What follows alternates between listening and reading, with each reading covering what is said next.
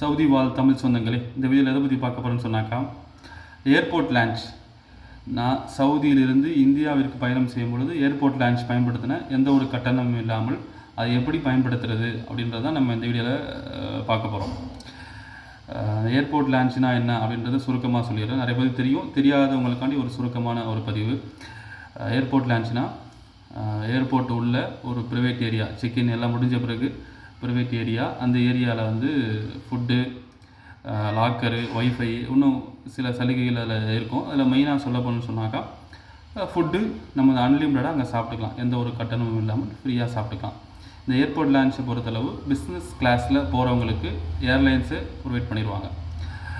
மற்றவங்களுக்கு பொறுத்தளவு இந்த கிரெடிட் கார்டு வச்சுருக்கவங்களுக்கு இந்த அக்சஸ் இருக்கும்.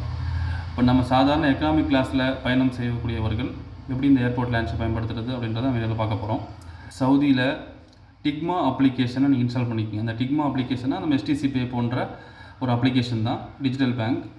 இதை வந்து ஏஎன்பி பேங்க்குடைய அப்ளிகேஷன் தான் அந்த டிக்மா அப்ளிகேஷனு. இதை இன்ஸ்டால் பண்ணிவிட்டு உங்கள் இக்காமா நம்பரு, உங்கள் மொபைல் நம்பர்லாம் கொடுத்து ரெஜிஸ்டர் பண்ணி அதை முடித்த பிறகு அதில் வந்து டிஜிட்டல் கார்டை ஆக்டிவ் பண்ணிடுங்க.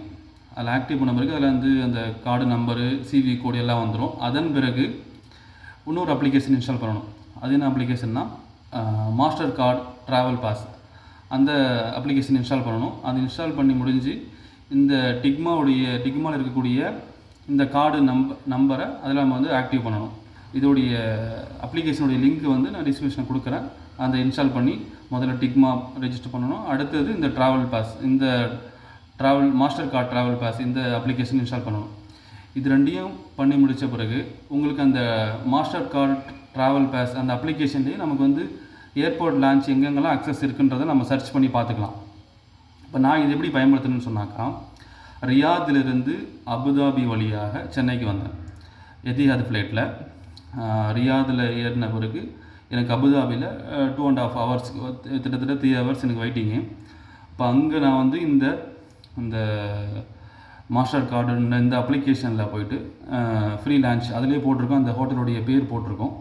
அங்கே நேராக போய் காமிச்ச பிறகு இந்த அப்ளிகேஷனை காமிச்ச பிறகு அவங்களே இந்த ஸ்கேன் பண்ணிவிட்டு அங்கே உள்ள அலோவ் பண்ணாங்க.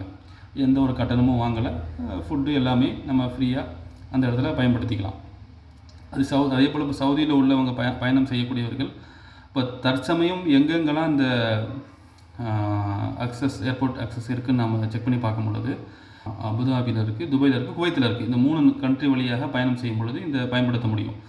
சமீபத்தில் யாராவது போகக்கூடியவர்கள் யாராவது இருந்தாங்கன்னு சொன்னாக்கா, இது சம்மந்தமாக டவுட் இருந்துச்சு, இதை பயன்படுத்தி பாருங்கள். இது சம்மந்தமாக டவுட் இருந்தாலும் நமக்கு வந்து நம்முடைய சவுதி ஹெல்ப்லைன் நம்பரை தொடர்பு கொள்ளுங்கள், உங்களுக்கு வந்து விளக்கம் தருவாங்க.